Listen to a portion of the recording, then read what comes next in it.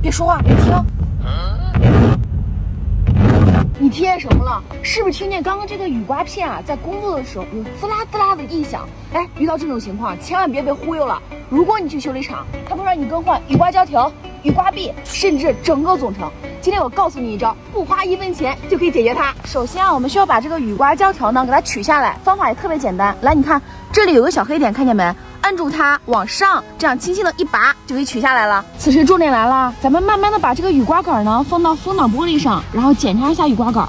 哎，你看它没有和风挡玻璃完美的结合，甚至啊还有点变形。你看这一侧啊明显贴合的没有问题，再看这一侧，哎就翘起来了，这就是导致雨刮片刮不干净玻璃有异响啊跳的原因。处理啊特别简单，我们拿一个螺丝子插进去，这样给它别一别就行。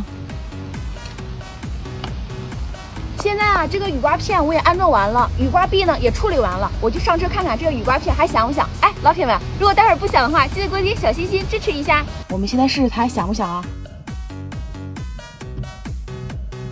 怎么样？是不是一下就不响了？关注我，每天学点切知识。